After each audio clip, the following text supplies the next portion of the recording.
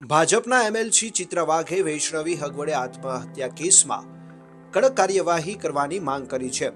તેમણે મૃતક વૈષ્ણવીના પરિવારની મુલાકાત લીધા બાદ મીડિયા સાથે વાત કરતા જણાવ્યું હતું કે પોસ્ટમોર્ટમ રિપોર્ટમાં વૈષ્ણવી સાથે મૃત્યુના 24 કલાક પહેલા અમાનુષી મારપીટ થઈ હોવાનું અને શરીર પર 15 થી વધુ ઈજાના નિશાન હોવાનું સામે આવ્યું છે। ચિત્ર વાઘે આ કેસને હત્યા ગણાવી હતી અને રાજ્યના મુખ્યપ્રધાન તથા ગૃહપ્રધાન દેવેન્દ્ર ફડણવીસને હત્યારાઓને સખત સજા આપવા અપીલ કરી હતી। તેમણે દહેજની માંગણી સહિતના અત્યાચાર કરનારા હગવડે પરિવારને ફાંસીએ લટકાવવાની માંગણી કરી હતી।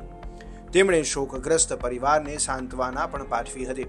હાલમાં હગવડે પરિવાર પોલીસ કસ્ટડીમાં છે અને ચિત્ર વાઘે આશા વ્યક્ત કરી હતી કે તેમને કડક સજા મળશે। अतिशय अमानवीय आणि राक्षसीय पद्धतीने वैष्णवीला मारलंय त्यांनी, तिची हत्या केलेली आहे आणि त्यामुळे या हरामखोरांना मरेस्तोवर फाशी व्हावी हीच सगळ्यांची इच्छा आहे।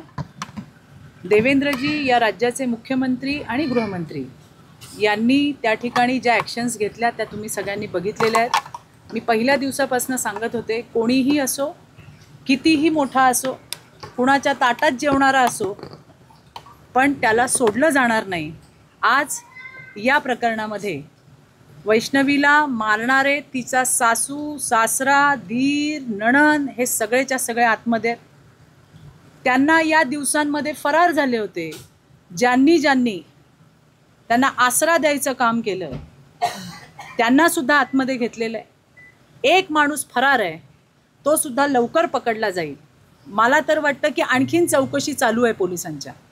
याच्यामध्ये जितके काही धागेदोरे पोलिसांना सापडतायत त्याच्यावरती कार्यवाही होईल, कुणालाही सोडलं जाणार नाही।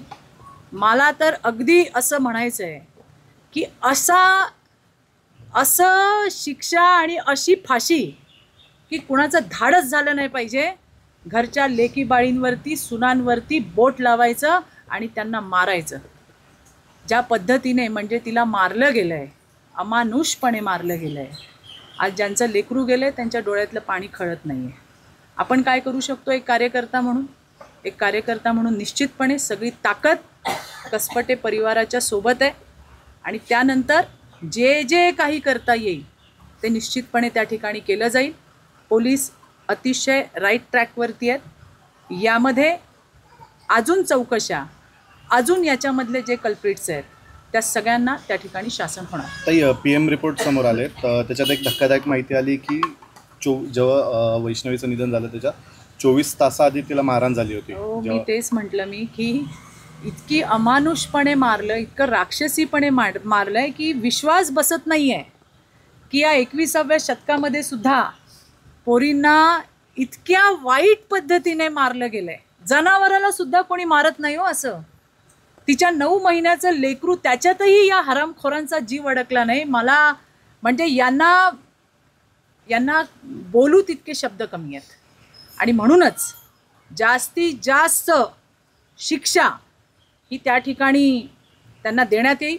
आत्ताच वैष्णवीच्या आई, बाबा, काका यांनी एक इच्छा सांगितली की त्यांना राजेश केवाडिया हे त्या ठिकाणी वकील म्हणून हवेत आणि निश्चितपणे देवेंद्रजी त्याच्यावरती ॲक्शन घेतील आणि त्या ठिकाणी केवाडिया जे आहेत त्यांना ही केससुद्धा सुपूर्द करतील।